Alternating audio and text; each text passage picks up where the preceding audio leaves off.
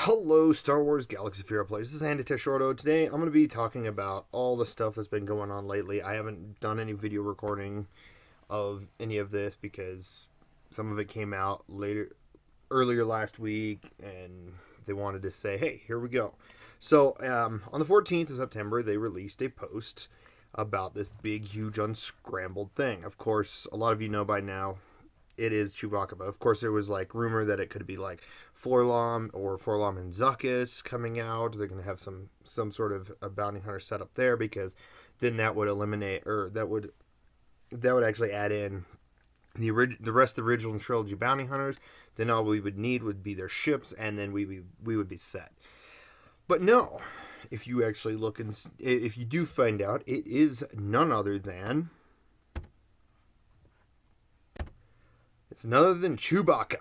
So, Chewbacca, the original trilogy Chewbacca, is coming to the game, which is really good and exciting because Raid Han, which is OG Han, original trilogy Han, original Han, whatever you want to call it, he's in the game, but only the game files and the back data had the original trilogy Chewbacca. Of course, it seemed like his kit acted similarly to Clone Wars, so Chewbacca. So who knows? Maybe another thing I'm kind of hoping is they rework Clone Wars Chewbacca so we have a good amount of Wookiees to work with. So maybe sometime we can have like a Wookiee versus the 5 Hans. That'd be kind of cool. I've seen some comments and stuff about it. But yeah, so they're excited to reveal that Chewbacca is going to be the legendary character. Of course, I personally had wished you would need all the bounty hunters for Jango Fett. But you'll need any 5 bounty hunters to earn the shards from the original trilogy, but he won't be an easy target to take down. It'll be very difficult, and you'll need very well geared and modded bounty hunters. So I'm assuming getting to 6-star and 7-star Chewbacca is going to be a little bit of a grind.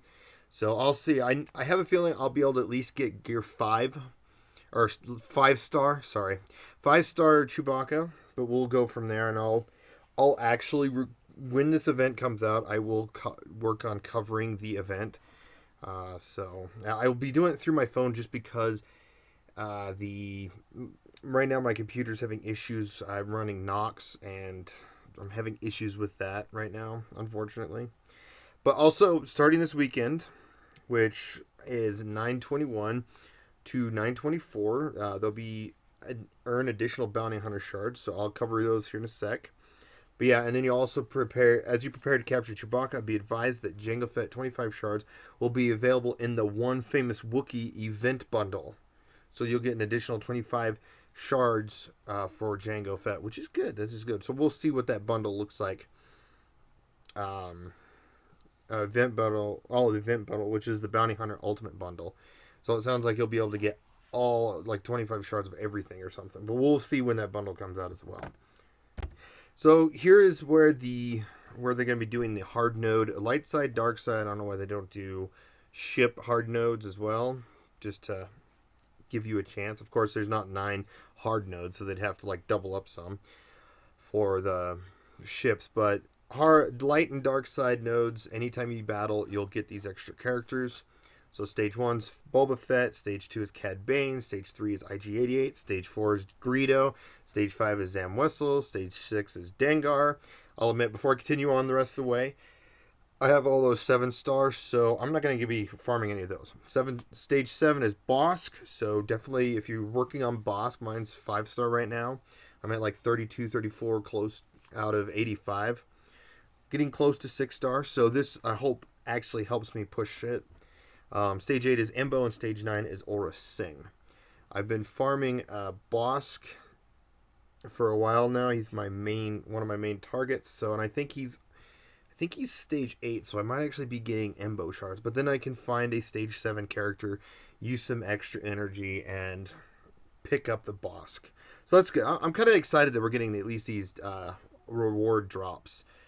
And then, of course, stage 9 is Aura Singh. So you can get these early ones, but when they've added the ship reinforcement mod pieces or whatever, and then the recent or not mod piece, the ship reinforcement pieces, and then the mod pieces, the drops were not as good. So I never really went after. Like I tried going after them for a bit, but it took you didn't get a lot, to be honest. They didn't. I think the percentage. I don't know what the exact percentage was, but I'm assuming it was like 15 to 20% chance of a drop, and I felt like those could have been closer to 45-50% chance, just because a new one will give us a chance to get caught up started. But yeah, that is the bounty hunter drops. So definitely look hard into getting them. Again, Boba Fett to Dengar, I have them all 7-star. Of course, Greedo haven't really worked on. IG-88's almost to Gear 12, so I'll at least have 2 Gear 12 characters. So hopefully I could get them to 7-star, but we'll find out when that event comes around, and I'll see if I can get time to record it, set it up, and go as far as I can go. So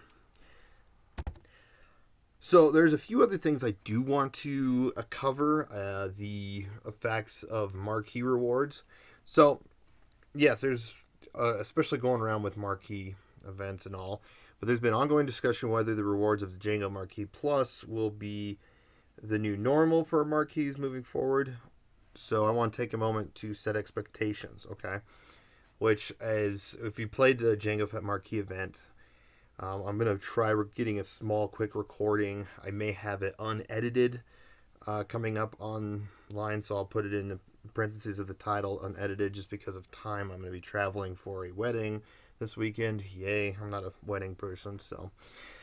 But yeah, I'm going to try to get a recording on for that. But anyways, going on, as I alluded before, by the time the Marquis fatigue has become apparent, we were already too far underway with making Jango's event to change it to something structurally different. However, we also knew that Jango was super well liked and that we had to do something extra to make this event special. Thus, we juiced the rewards, which was awesome.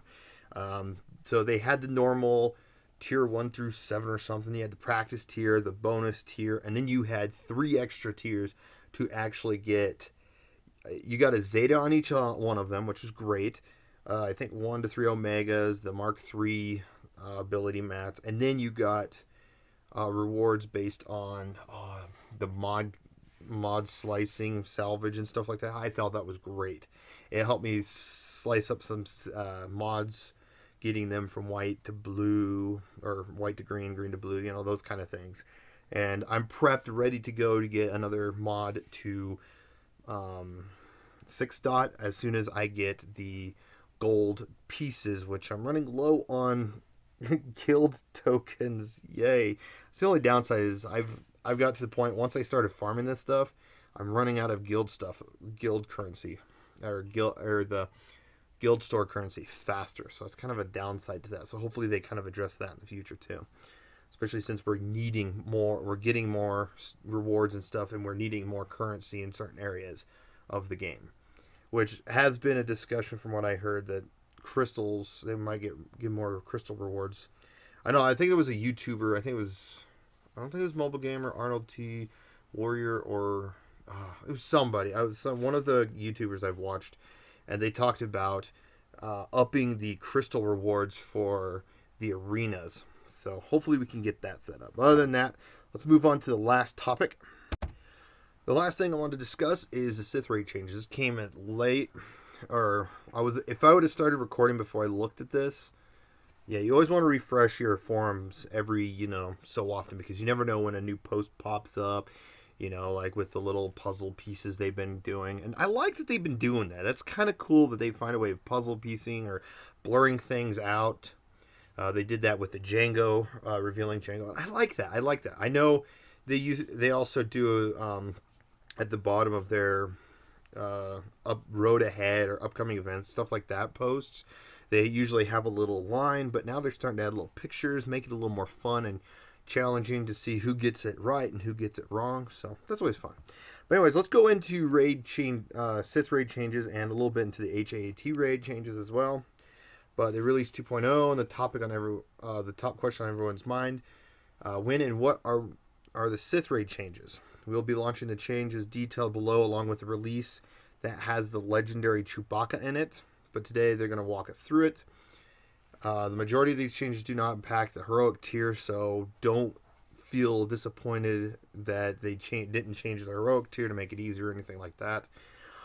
But at least there's a few changes that it has been, so I'll stay tuned for that. But yeah, so when they bring out the legendary Chewbacca event, so I'm gonna predict that it's gonna be next week, part of the last week of the month. I'm gonna quickly throw up the calendar for you guys. So probably around there is when we'll get the legendary event for a week, which is nice. So if you're still kind of gearing characters up in the midst of that, like if you have the all the original trilogies except Bosk to 7-star, and then a couple of other characters to 7-star, great. I'm hoping I can get the 7-star Chewbacca. I think it'd be great to have that, but it's going to be harder, so I might have to still keep working on a few more bounty hunters for when it comes around the second time. But I can guarantee, I'm going to personally guarantee myself to get at least 5-star. Especially since I have a Gear 11 Bosk that I'm working on. So, anyway, so as we discussed in a previous post, we are improving rewards in 2 ways. First, we are adding mod salvage to higher tiers to give guilds a reason to move up to tier 6 or heroic. That's good. That's good. I like that. It's going to speed up mod salvage. I wouldn't mind them actually adding ship salvage, like the reinforcement salvage and the heroic stuff there as well. I think that would also help us for ships, speed up the ships a little bit. But anyway, second, we're moving some of the challenge gear. Thank you. From the rewards that you're already getting from daily challenges to give you better chance for other gear, which I feel like that's a good thing. I'm going to cover a little bit more when we get more to it. So we also want to lessen the feeling of what on earth do I do here to make you feel like you need to restart the raid multiple times. So I'm just going to get straight into it so you can read the rest of it there. Changes to the raid. Let's start with our changes to Annihilate in phase 1 through 4. 1 and 4. Not phases 1 through 4, 1 and 4, because Scion's in 2 and Treya's on 3. But all tiers, including Heroic, Nihilus's basic attack will no longer reduce cooldowns of Drain Force and Annihilate when they remove a buff. Guessing whether Nihilus was going to attack a buffed ally, that's going to be very helpful. And even when you're like autoing, it's going to help with the auto setup as well a little bit, I feel like. But because mainly I have to admit I auto, but most of the times I do. There's times where I do manual in certain areas. So that's going to be good. That's going to be good. So, and then the next part of mechanics changing involving Treya in phase 3, tiers 1 through 6. We have changed Treya's lightsabers to no longer dispel or apply debuffs based on any buff they start with. The sabers will still have random buffs, but the adjustments will hopefully decrease the need to restart until the right combination. So this is going to make it easier for tiers 1 through 6, so you're not always restarting. Because technically, tiers 1 through 6, if you're going to be restarting so much, that's a lot of time burnt out. Trying to fight, taking the time to fight through the tiers, doing as much damage as you can. If you feel like some of your characters died too fast, you're just taking up so much time.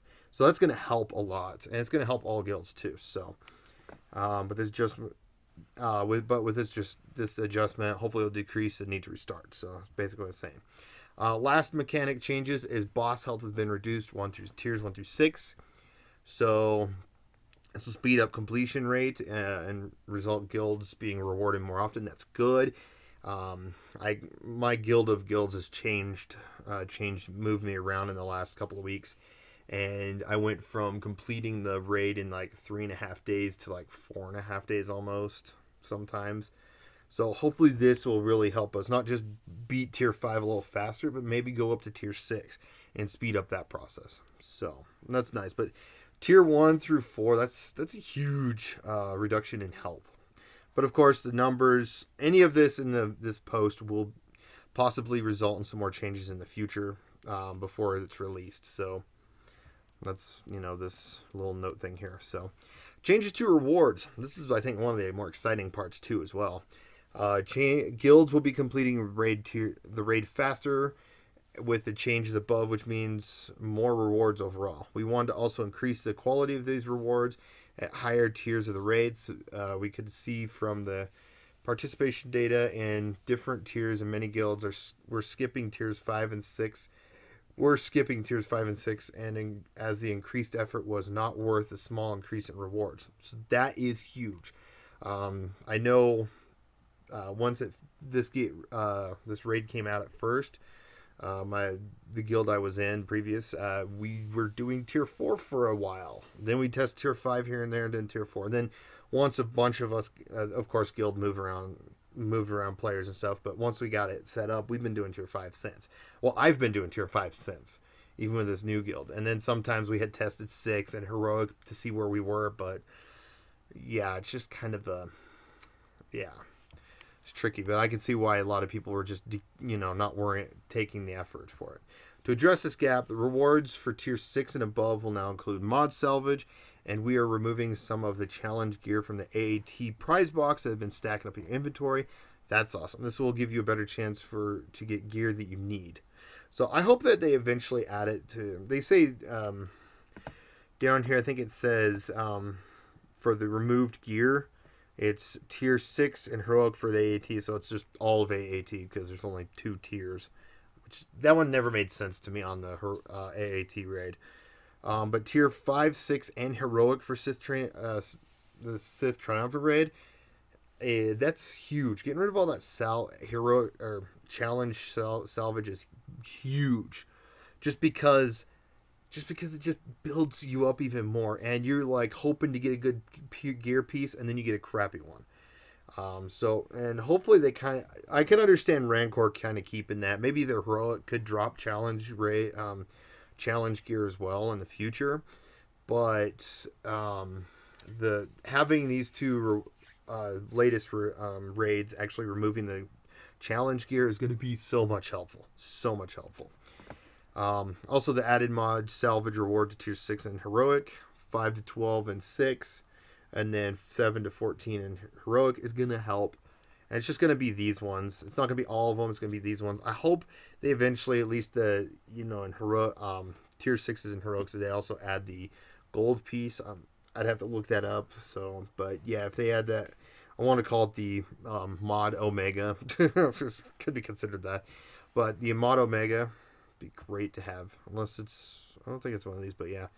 But other than that, that is some great info. But anyways, they still say, please note we are still doing some final tuning, and this may result in a few more minor changes not listed above. So, stay tuned for that. If there's any more changes added, they will let us know. So I'm excited for 7 days from now, because we're probably going to have a lot more stuff to work with.